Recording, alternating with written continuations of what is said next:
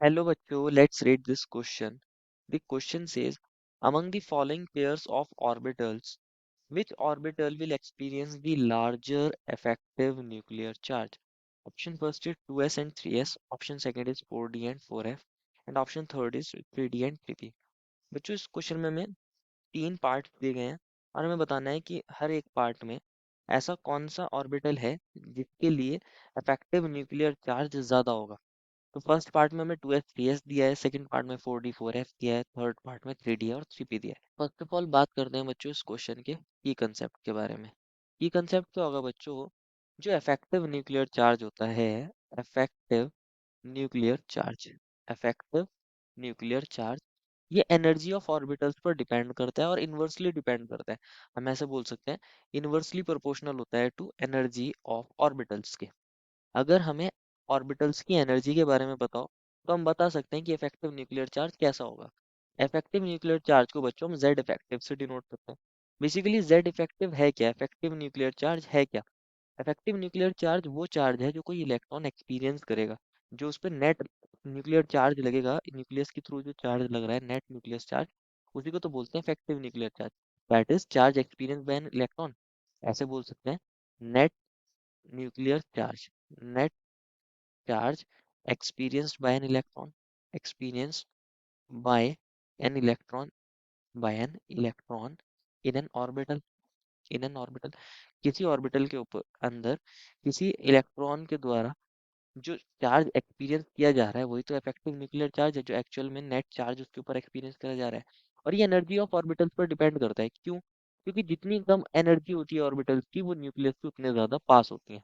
अगर एनर्जी होती है बच्चों, एनर्जी एनर्जी ऑफ ऑर्बिटल्स अगर होती है लेस, एनर्जी ऑफ ऑर्बिटल अगर होती है लेस, तो वो न्यूक्लियस के कैसे होती हैं? न्यूक्लियस के नियर होती हैं, न्यूक्लियस के नियर होती हैं। और न्यूक्लियस के नियर होंगे तो उन पे नेट न्यूक्लियर चार्ज कैसा लग रहा होगा, इफेक्टिव न्यूक्लियर चार्ज कैसा लग रहा होगा? हाई लग रहा होगा। ऐसा हम बोल सकते हैं। अब हमें कैसे पता चले एनर्जी ऑफ ऑर्बिटल्स लेस है या हाई है? तो एनर्जी ऑफ ऑर्बिटल्स चेक करने के लिए हमारे पास एक सिंपल सा रूल होता है जिसको बोलते हैं n+l रूल। n+l रूल की हेल्प से हम चेक कर सकते हैं कि किसी ऑर्बिटल के लिए एनर्जी हाई है या फिर कम। यहाँ पर n कौन होता है बच्चों? यहाँ पर n क्या होता है? n होता है यहाँ पे प्रिंसिपल क्वांटम नंबर। कौन होता है बच्चों? Principal quantum number, principal quantum number होता है, प्रिंसिपल क्वांटम नंबर होता है। और l क्या होता है बच्चों? यहाँ azimuthal quantum number, azimuthal quantum number, azimuthal quantum quantum number. ध्यान से समझना है बच्चों। अगर n+l की वैल्यू होती है हाई, अगर n+l की वैल्यू हाई होती है बच्चों, तो एनर्जी हाई होगी ऑर्बिटल की। और अगर n+l की वैल्यू लो होगी तो एनर्जी लो होगी। तो हम ऐसा बोल सकते हैं अगर n+l की वैल्यू लो है, n+l की वैल्यू लो है, एनर्जी भी क्या होगी बच्चों? एनर्जी भी लो होगी, एनर्जी ऑफ ऑर्बिटल भी लो होगी। ऐसे बोल सकते हैं एनर्जी ऑफ ऑर्बिटल क्या हो जाएगी? लो हो जाएगी। और अगर एनर्जी ऑफ ऑर्बिटल लो हो गई तो जेड इफेक्टिव हाई हो जाएगा, ऐसा हम बोल सकते हैं। तो अब हम चेक कर लेते हैं one by one. First option में मिला है हमें 2s एंड 3s। तो फर्स्ट ऑप्शन में देखते हैं बच्चों, 2s मिला है एंड 3s। तो आप जानते हो बच्चों 2s और 3s के अंदर जो 2s है बच्चों उसके लिए n की वैल्यू क्या है यहाँ पे? n है यहाँ पे 2। और s ऑर्बिटल के लिए जो l की वैल्यू होती है, एजीमुथल क्वांटम नंबर होता है, वो होता है 0। तो यहाँ n+l कितना आ जाएगा? n+l अगर आप निकालोगे तो आएगा 2+0 दैट इज 2। और 3s के लिए अगर आप देखोगे n की वैल्यू 3 है और l की वैल्यू अगेन s ऑर्बिटल है तो 0 है। n+l की वैल्यू कितनी आ जाएगी? 3+0 दैट इज 3। तो एनर्जी कम किसकी है? एनर्जी कम किसकी है? 2s की। 2s की एनर्जी जो है, एनर्जी वो लेस है, 2s की एनर्जी लेस है। तो उसके केस में z इफेक्टिव कैसा हो जाएगा? कैसा हो जाएगा बच्चों? हाई हो जाएगा। z इफेक्टिव हाई किसके लिए है? 2s के लिए। सेकंड पार्ट में हमें कौन मिला था बच्चों? इसको भी चेक कर लेते हैं। फर्स्ट पार्ट का आंसर तो हमें मिल गया है, 2s के लिए ज्यादा होगा न्यूक्लियर चार्ज। सेकंड में मिला है 4d एंड 4f, तो इसको भी चेक कर लेते हैं बच्चों। 4d and 4f। तो बच्चों आप जानते हो 4d में यहाँ प्रिंसिपल क्वांटम नंबर कौन है? 4 है। और d ऑर्बिटल के लिए l की वैल्यू क्या होती है बच्चों? 2। क्या होती है? 2। तो यहाँ n+l की वैल्यू कितनी आ जाएगी बच्चों? n+l की वैल्यू आएगी 6। अगर हम वहीं बात करें हमारे 4f के लिए तो यहाँ n की वैल्यू कितनी है बच्चों? 4 है। और l की वैल्यू कितनी है बच्चों? f ऑर्बिटल के लिए n की वैल्यू होती है 3। तो अगर यहाँ n+l निकालोगे बच्चों तो यहाँ आएगी वैल्यू 7, 4 + 3 7। तो कम कहाँ पर आई है? 4d के लिए आई है।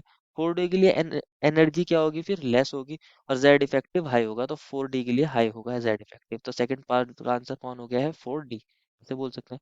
थर्ड में मिला है बच्चों में 3D एंड 3P, तो इसको भी चेक कर लेते हैं बच्चों। थर्ड पार्ट में कौन मिला है बच्चों हमें? 3D एंड 3P, इसको भी चेक कर लेते हैं। तो 3P के अंदर क्या है? n की वैल्यू 3 है, और l की वैल्यू p ऑर्बिटल के लिए 1। n प्लस l कितना हो गया? 3 plus 1 that is 4। Energy of orbital कैसी हो गई है बच्चों? यहाँ energy of orbital less, energy of orbital less है, ऐसा बोल सकते हैं, क्योंकि जो 3D ऑर्बिटल है इसके लिए n की वैल्यू तो 3 है, और d ऑर्बिटल है तो इसके लिए l की वैल्यू कितनी होती है बच्चों? 2। d ऑर्बिटल के लिए l की वैल्यू कितनी होती है बच्चों? 2 होती है, तो यहाँ n प्लस l की वैल्यू 5 आ जाएगी। कितनी आ जाएगी? 5 आ जाएगी, जो हाई है। तो एनर्जी लेस किसके लिए है? 3P के लिए। तो जेड इफेक्टिव हाई किसके लिए होगा? 3P के लिए होगा। 3P के लिए जो जेड इफेक्टिव है वो ज्यादा होगा एज कम्पेयर टू 3D। तो यही हमने सीखा है। ध्यान रखना बच्चों, किसी भी अगर ऑर्बिटल के लिए n प्लस एल निकाल लीजिए।